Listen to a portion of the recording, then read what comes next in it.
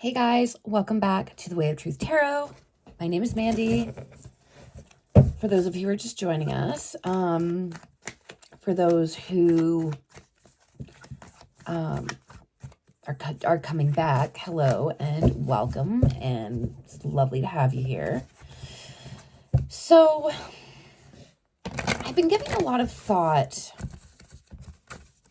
to what I'm doing here on YouTube.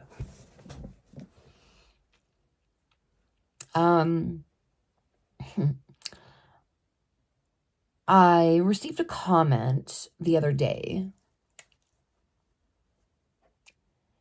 that essentially said that I was doing everybody a disservice. Now, this is coming from somebody who clearly doesn't believe in the type of information that one can tap into using energy. But so like, you know, that being said, I didn't really take it that personally. Kind of wondering like why they're even watching the video if they don't believe. But anyway, that's besides the point. But it made me think, like it seriously provoked some thought. You know, hearing that was completely horrifying to me, to be honest. Like, the idea of doing a disservice is like not why I'm here. Okay? Like, not at all why I'm here. What do I hope that these readings will do? Well, number one, I hope that they provoke questions.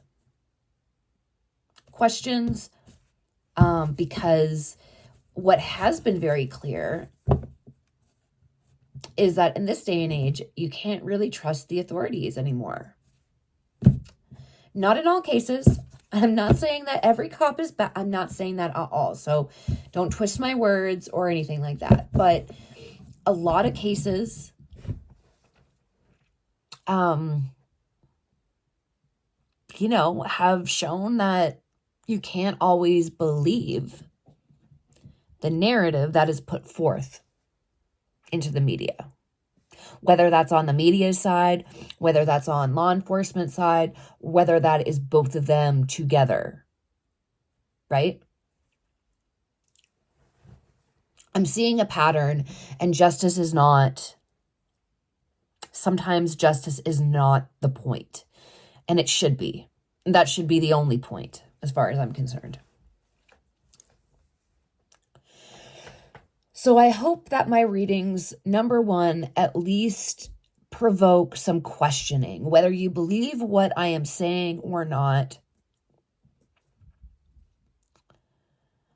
I'm wanting my readings to provoke individuals to question the narrative if it doesn't sit right with them. Okay. 2,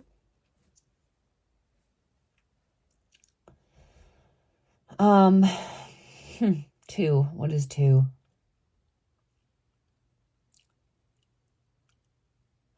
On the off chance that somebody involved in these cases, which I highly doubt because I barely have any subscribers and I'm not very popular. But, you know, stranger things have happened. On the off chance that somebody comes across my video and knows something about the case, I'm hoping, you know, if like even the smallest part of my reading can validate a theory, there you go.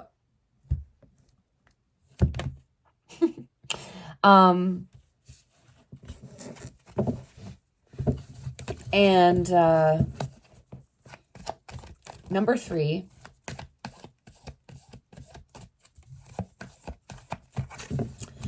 I want to showcase the intelligence of the energy that I work with.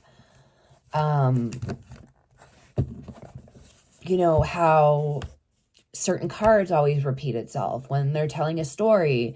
How I can do multiple readings when the same concepts come up. You know, it's the wisdom of the universe is what I'm tapping into, and I'm very passionate about it, and I want to share that with people. Okay, that being said, I still want to give more. I still feel like I should be giving some sort of healing to these cases. Because if I don't, then that is a disservice. So my plan is, and it's taken me, I mean, I started my channel in June of 2024, so it's extremely young. It's a baby. It's taken me some time to figure out how I can do that, how I can bring some healing from these cases. You know, to people that are watching that may not be connected to the cases. So, my plan is, and I have a new tool to do this. It's called Sacred Shadows. It is by the same creator as the Missing Variables deck and the Whispers of the Unsolved deck, the Reckoning Co. Shout out to Ashley. She's my girl. She inspires me so freaking much to be the best I can be in my practice. And she's created these amazing, amazing tools to do that. One is the Sacred Woundings. Did I say shadows? I meant woundings. And what these are is a deck of wounds that trigger people into being out of alignment with their highest good. So what I want to do with my true crime cases, I want to showcase how these terrible events actually happen. You know, like, because a lot of the times we hear the most horrific things and we're like, this does not make sense. Why would somebody do that? Okay. And I feel like there is power in the why. Because if we know why, then we can prevent the why from happening, I believe. Maybe not in every case. Sometimes spirit has a larger plan for us. And sometimes it involves things that we can't understand when we're in our earthly bodies. And that is just the grand blueprint, as Ashley from the Reckoning Co. has stated, creates like our journey on this earth. So what I want to do is I want to try to understand what possesses someone, motivates someone to do these terrible things. And by doing that, I am hoping that everybody watching, you know, like, these are the most extreme examples of what these wounds can create if they're not healed. So I'm hoping that we can all watch these and apply the healings to our own lives so that we can be in alignment with our highest good. So that's what I'm going to do today. The first person that came to mind, and I'm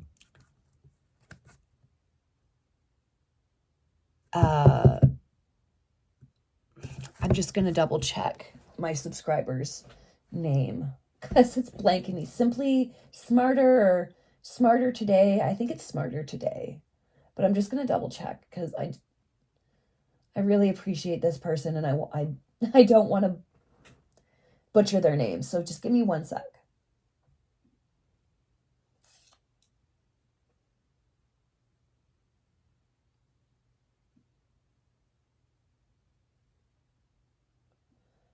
Yes, Smarter Today dash 09P. So this lovely subscriber mentioned the Scott Peterson case. So that is, and there's a lot of family annihilators out there. This is like one of the most common crimes that we see a lot. And there's usually children at stake. So I'm going to do this first because I feel like it's most important right now. So the wound that the person that we are focusing on today is Scott Peterson, and we're going to ask the tarot, consult with spirit, how this happened. How somebody who is seemingly from a good family with not trauma has been able to do this, okay? And this is coming from a standpoint of his guilt, and I truly, in my heart of hearts, believe that he was absolutely guilty of it. So, I'm sorry for the long intro, but I really needed to explain myself. And explain to you guys this new direction that I'm going to go into. I'm still going to do my I'm not going to change anything. I'm just adding this element because I want to bring healing to the world. And that's really why I do this, is all of my personal readings I do for clients on the side. This is all to help humanity reach their authentic self, their authentic purpose on this world, and their alignment with their highest good. That is why I am here on this earth to do. So that's what we're doing. Going to be doing tarot. We're going to be doing this new deck that I got called Love and Money. These are two things that are almost always involved, especially in the family annihilator situations. Going to be doing, I'm not going to do whispers because that is investigative as far as the crime is concerned. We're doing a different approach today. We're looking inside the soul. So it's going to be tarot, love and money, and the sacred woundings deck. Oh, and the shaman's dream oracle. It's a pretty big deck. I think there's like over 60 cards, but they've got things like treasures hidden in the shadows, repairing the veil, which is about forgiveness, the disowned self, spiritual narcolepsy. So I feel like these are really good additions. And the guidebook also provides like healing. So I'm going to also use this.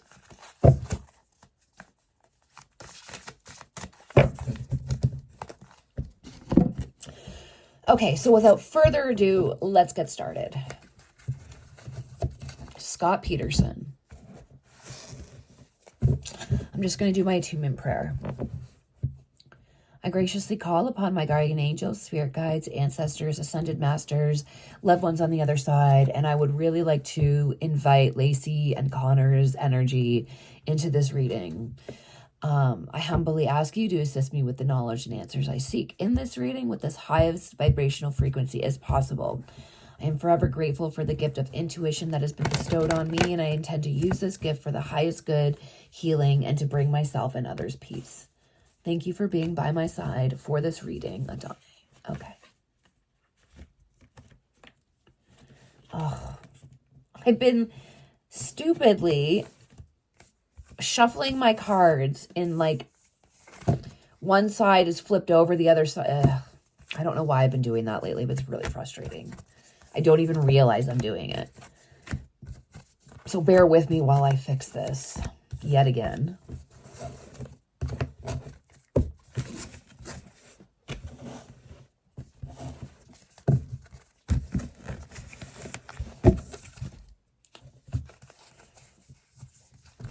I did it again. Oh my Lord. What is my problem? Okay, now let's shuffle. Now we got that straightened out. Or do we? What is going on? Okay, so these are all facing up, like facing up. Okay, this is not. This needs to go up. These all need to be faced up. Up, up. This is annoying me.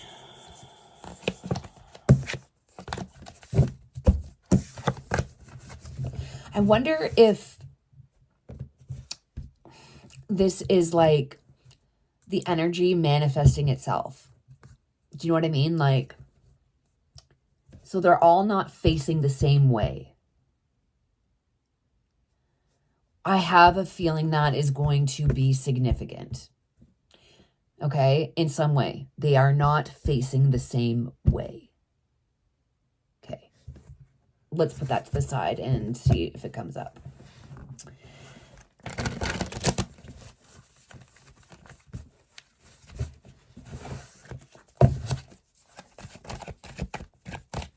So,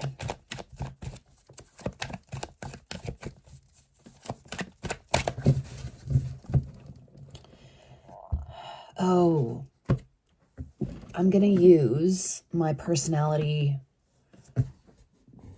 archetype thing that I've been doing lately because it's very, I really find it is helpful. So we're going to start with Scott Peterson's personality archetype that was in control of him at the time of Lacey's disappearance and death. We're going to start with this.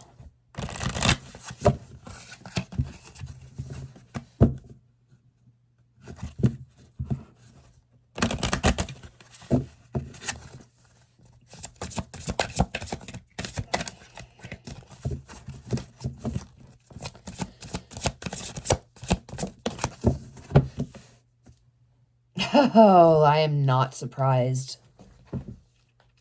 The Forsaken Soldier. I'm showing you the cards just in case I'm having a hard time with this camera. And I won't, I've been running into issues lately, so I'm also going to show you here.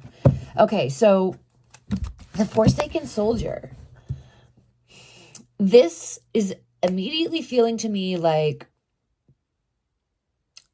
the narcissist, always about his needs, his broken dreams, his complete narcissist. The Forsaken Soldier is what he uses to manipulate situations for his own means. Deep down inside, he feels like a failure. So he overcompensates and lies like he did to Amber Heard, making himself look bigger, more successful than he really is. what is initially coming to mind is that astounding phone call he made from Lacey's vigil. Oh, the lights. Oh, the Paris lights. I wish you were here. Like, the audacity of that. But again, that was necessary to him. That was strategy, because he's needing to play both sides. But it's also strategy on how to manipulate Amber. And I feel like he has done this not just with the women in his life, but everybody. I don't feel like this man knows how to operate without that. And when he is confronted with his lies, with the forks and with the obstacles that he has created, that's when he goes to trauma mode and needs to do whatever he can to avoid that. So I'm really not, I'm not surprised that came out.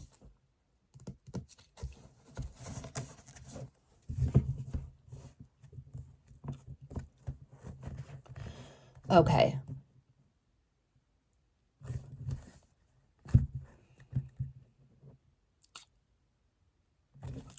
I'm just going to ask in general what spirit can tell us about how this came to be, how this personality disorder came to be.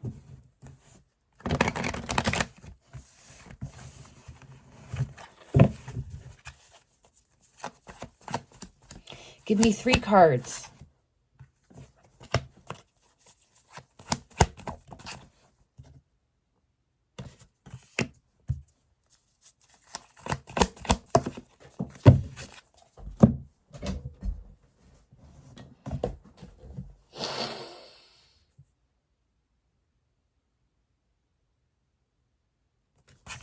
Okay.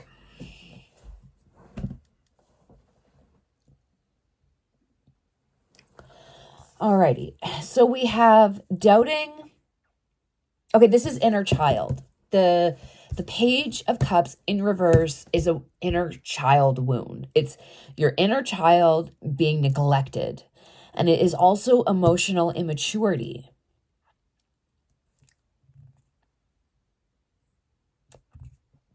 Also doubting intuition. So that means that little voice inside that little voice that tells us, like, look, you're not acting right, or you know what I mean? Like that, our inner voice, our inner compass, he was completely disconnected from, absolutely disconnected from, didn't even believe that it existed.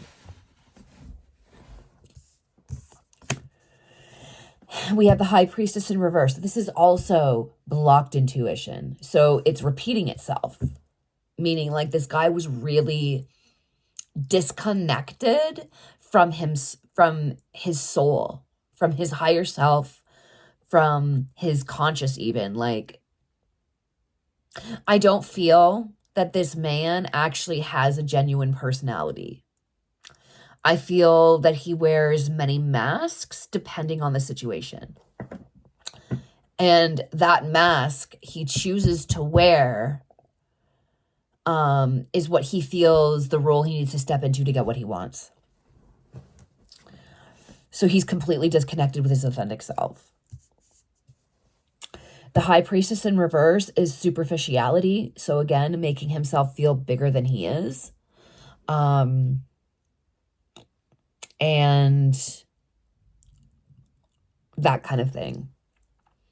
Image is everything to him because he's lacking substance inside.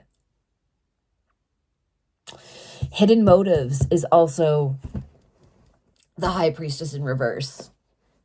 So like, you never know what his true intentions are, unless you just always expect that he's going to be selfish.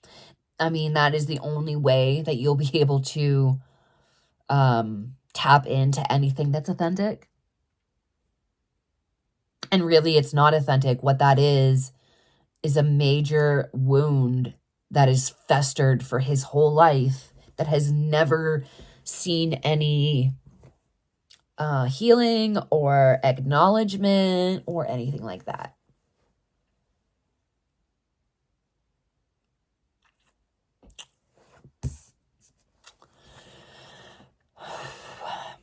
Okay. So the Two of Swords is in reverse. And what this is saying is that when he is not able to get what he wants in any situation, that's when he makes his destructive move. See, if this was upright, so I don't think I showed you these cards. If this was upright, it wasn't, it was in reverse. But if it was upright, this would mean difficult decisions. This would mean inner conflict, meaning that he would acknowledge that what he was doing was not right in some way, right? But this is saying he knows exactly what he needed to do to get what he wants, and he stands by it 100%. There's no inner conflict when he needs to make these destructive moves.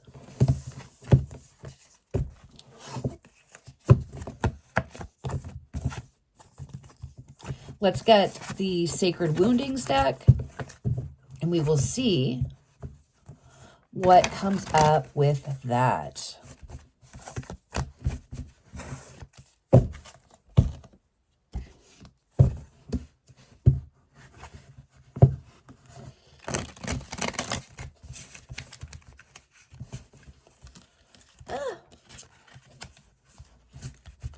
This deck also has the 7 chakras. So if they are in misalignment, which is a lot of the times, that's what starts the wound, is the chakra not being, like a blockage in the chakra. When energy is blocked, that creates dis-ease.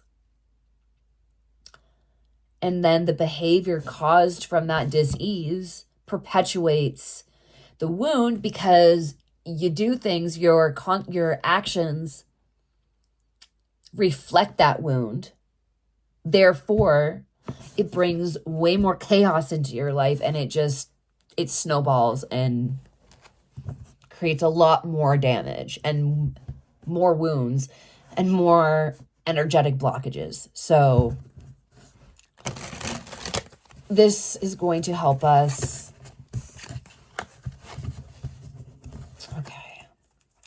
What wound is prevalent, or what wounds is prevalent in Scott Peterson? Okay, so there's money wound.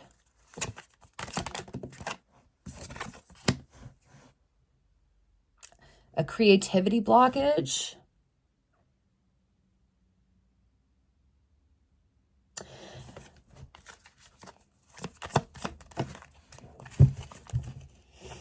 Attachment to material possessions. Again, the superficiality. Okay. Let's work on these 3 first.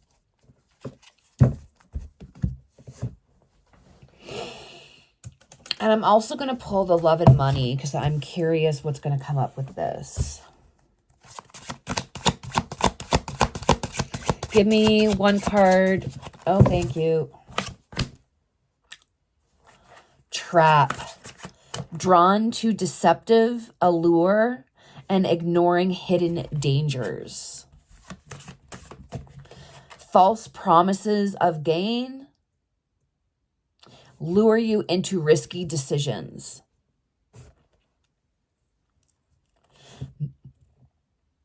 Masked risk presents itself as a safe bet, and that is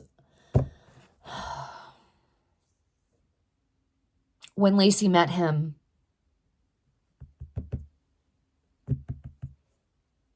The risk was masked. by his attachment to material possessions, the show of, oh, look how great I am. But it was all a flippin' trap.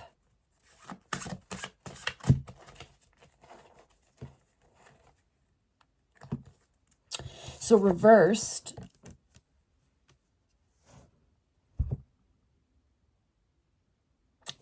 okay, so there's a quote on the bottom of the card, and it says, I fear you may be falling for a false flame, one that only brings temporary happiness. If only somebody could have told her that when she first met him.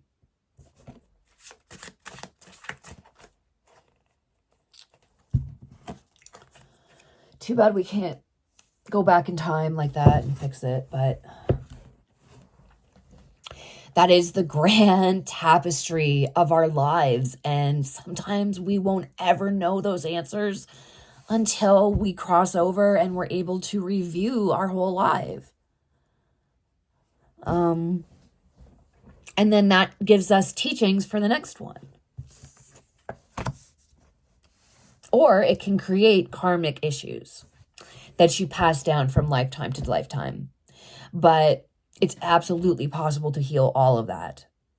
It just takes acknowledgement and belief that you can heal it. Okay. So money wounds. This will show up as deep inner conflict between your spiritual self-worth and your material abundance, creating feelings of scarcity, unworthiness, or a fear of financial instability. This disconnect may lead to patterns of self-sabotage, financial struggle, or a constant chase for wealth without ever feeling truly secure or aligned. So when he is feeling scarcity, that is when he's like, his self-centeredness comes in and he's like, oh, I gotta fill this void.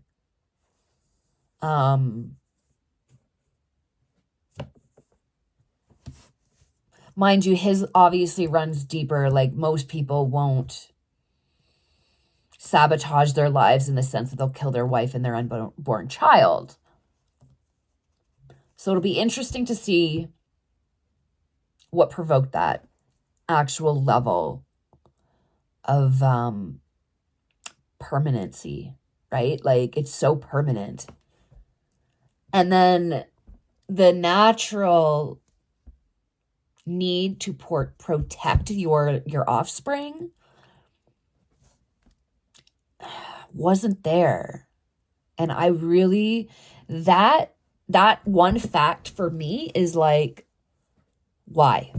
Because that is something instinctual, or at least at least as far as I'm concerned, it is.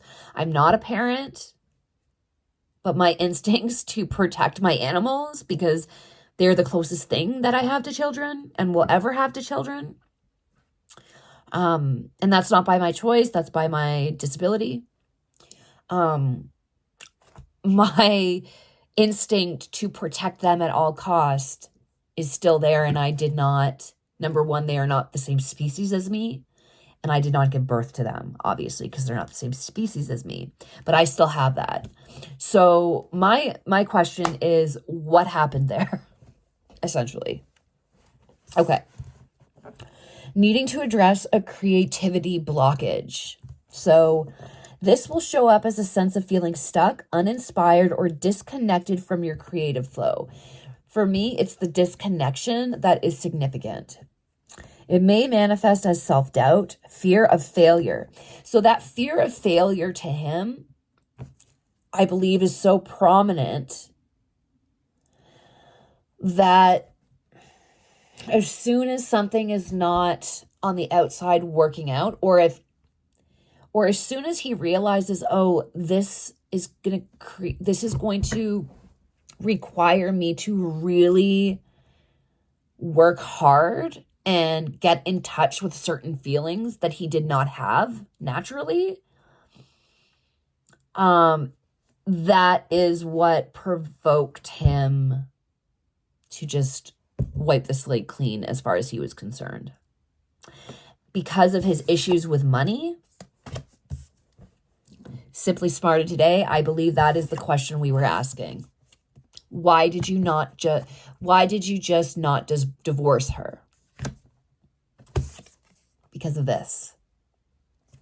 And this, his attachment to material objects. He knew that if he divorced her, he would, number one, have a failed marriage. So that, again, that fear of failure. He would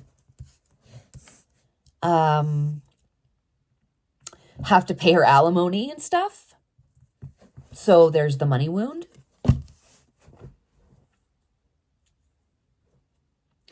And he could not creatively, emotionally, he could not delve deep inside himself and create or look for a creative out that did not require death. He's disconnected. This man doesn't even know who the hell he is. Allegedly, my opinion. Shit, did I say all of this is alleged in my opinion? Because it is. Sorry, I didn't say that. I do put it in the description box. Anyway, at least I said it 36 minutes in. All right. So we have these wounds. Oh, did I read the... No, I didn't read the attachment to material possessions. So this will show up as placing your self-worth in what you own, causing fear of loss, anxiety, and a constant need for more. Again, he looked at his relationship with Lacey as a material possession that he no longer wanted. He wanted Amber instead. What's also astonishing to that is that a lot of people were thinking, oh, he didn't want a family, right? Well, and again, this is the manipulation on his part. He told Amber, I don't have kids. I'd love to have a family with you. And that the child that you already have, I would be her I would take her, I would treat her as my own. I would consider her my own, even though he had a kid of literally his own on the way that he just discarded. Again, that was a manipulation tactic to get what he wanted. So the chances of him reoffending, if that did happen, if he was able to get with Amber and he was able to dodge the being caught for Lacey and Connor, he probably would have done the same thing to Amber. Allegedly, my opinion. It often stems from the belief that possessions define your value, so hindering your peace and fulfillment. Where did he learn that? I'm curious, because I feel that's something you learn growing up. So let's see what the tarot can tell us.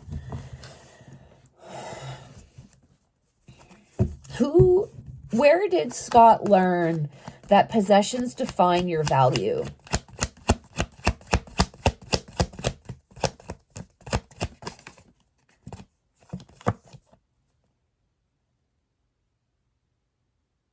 Okay, so here's the Knight of Wands. This is very impulsive behavior. And a charming. So this is his facade. Courageous and the hero. That's what he wants the world to see him as. And he's so desperate from that. And that is an indication that he is so the opposite. But this is also hot-tempered. So when things are not going his way, I feel like he would switch just like that. And I would not be surprised if Lacey saw somebody she had never met before on that night. Like, you look familiar, but you don't feel familiar because it was all an act. Where did he learn that possessions define your value? What more can you tell us about that? We have the Nine of Cups in reverse. This is about greed, underachieving, laziness, and arrogance.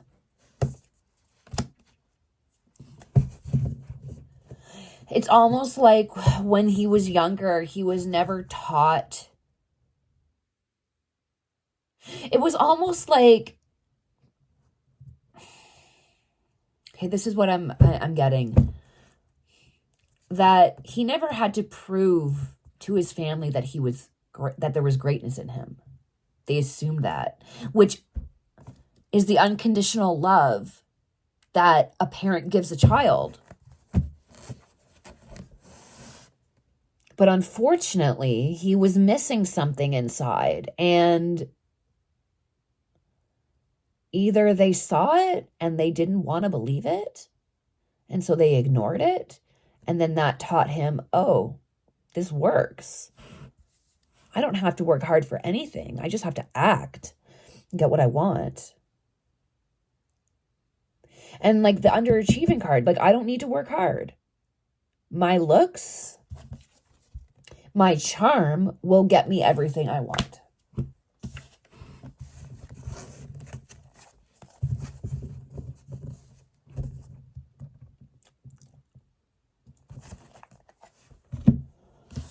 Okay.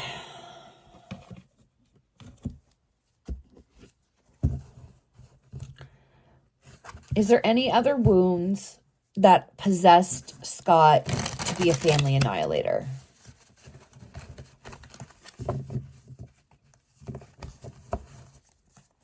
Are there any other wounds? Thank you. Abandonment wound? I'm not surprised about that.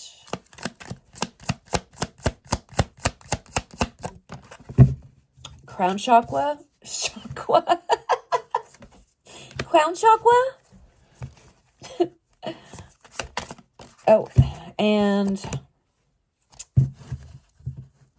a self-concept wound. Okay.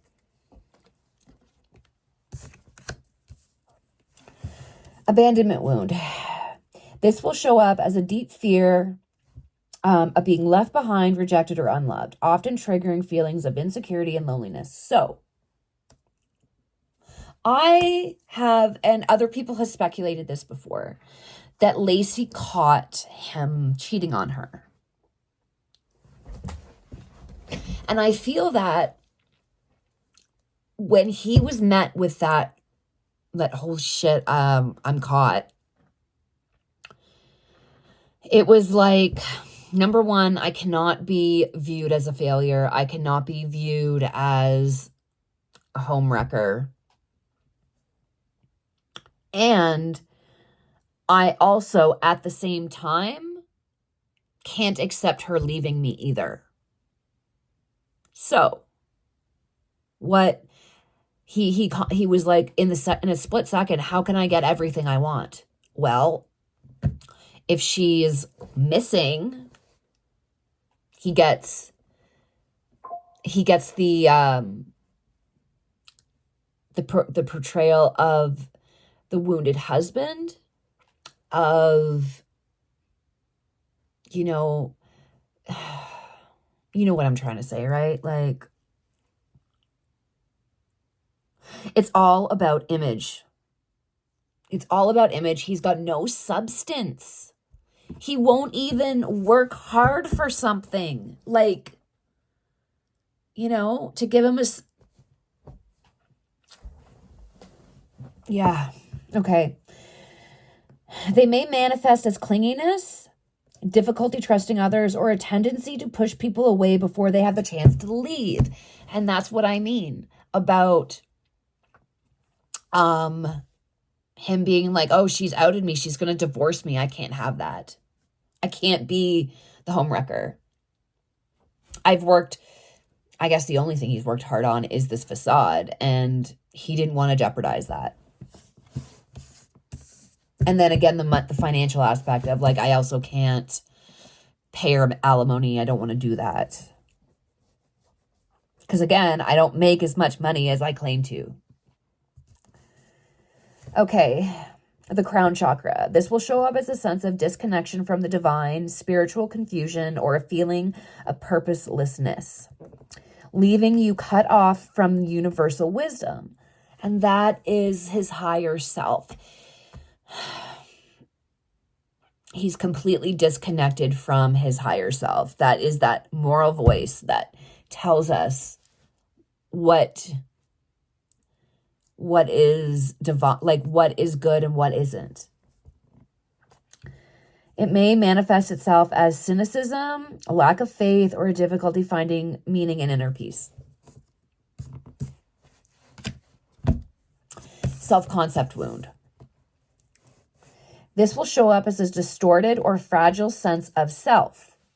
A distorted sense of self, meaning this is the facade I show the world, but really I'm empty inside. It often manifests as insecurity, self-doubt, or a constant need to seek approval from others. Rooted in a lack of confidence and a misunderstanding of your inherent worth. He did not feel worthy of anything.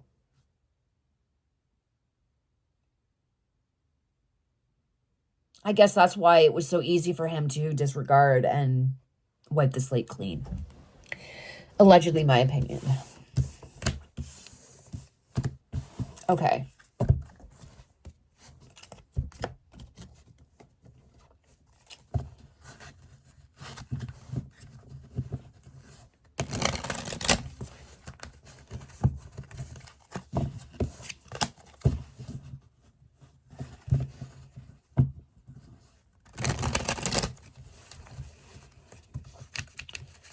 Alrighty, so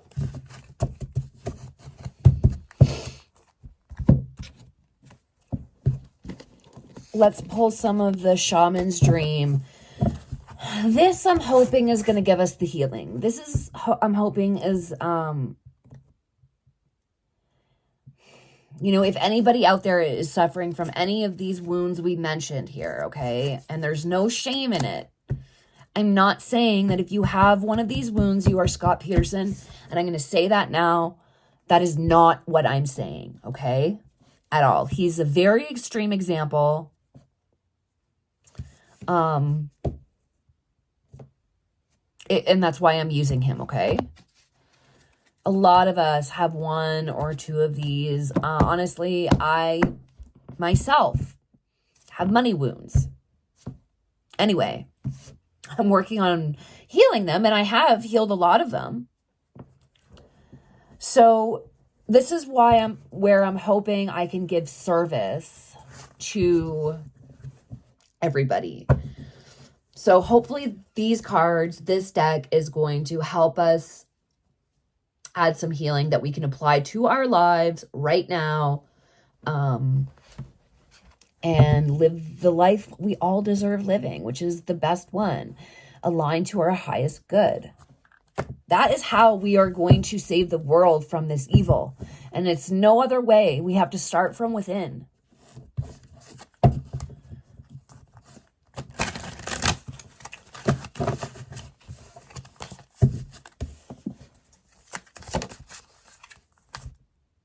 Transmuting pain.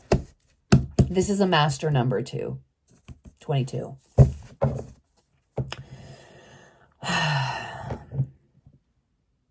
Transmuting pain. I'm going to read from the guidebook. I feel like this is really great because it can apply to all of these wounds.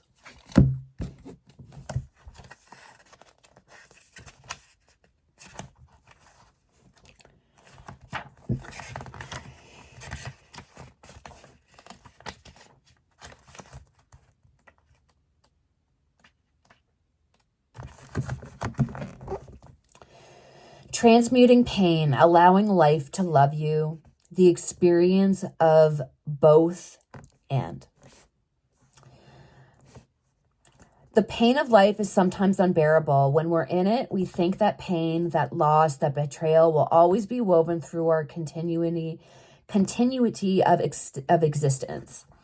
We're kept hostage by the way we identify the pain and what we mean. And what we make it mean. If we let it, it becomes etched into us like a tattoo.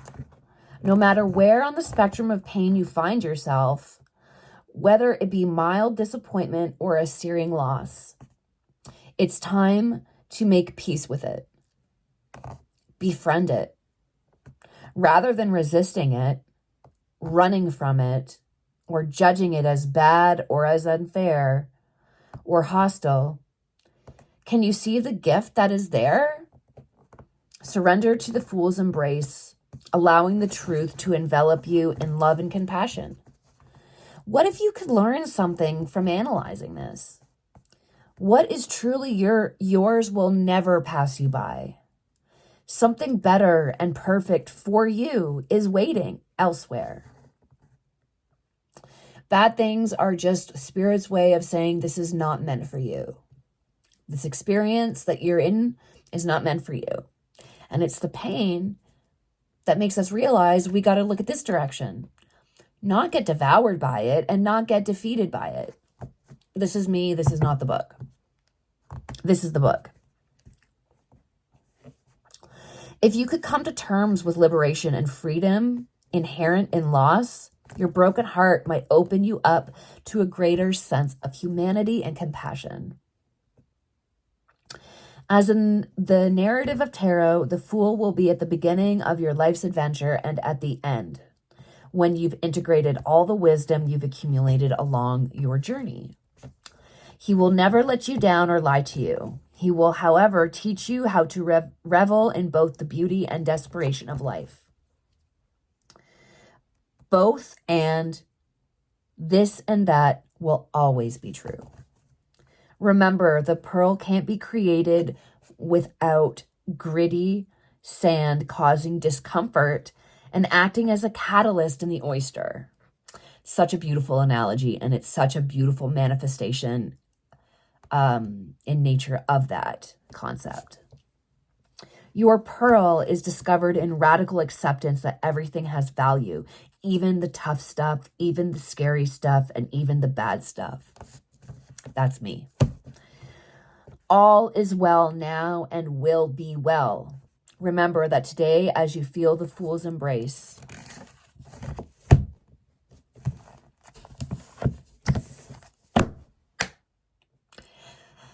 I'm going to leave you with that. I hope you guys like this new focus. I mean, not just a new focus, but like I'm adding this to my readings. So what I'm going to do is all of the true crime readings I've done, I'm going to do a reading like this for each of them. So stay tuned for that. It's going to be like a regular thing. And I'm going to incorporate it into every true crime reading I do. So I hope this serves you well. Please know that I'm not here to sensationalize anything. I'm not here to even prove my skills. I'm here to provoke questions, discernment, and maybe a little bit of understanding of what makes people tick. For those of you who don't believe, that's totally fine. I'm not here to convince anybody of anything. That's not my job. It's not even my right? We're all entitled to our own beliefs and our own opinions. But what I was taught as a kid, if you have nothing nice to say, don't say anything at all. Just saying. I love you all. Thank you for your support. For those who are supportive, you have no idea the lasting effects that your support gives in the real world through me. I love you all. And I hope you have a wonderful evening, and I will see you at the next reading.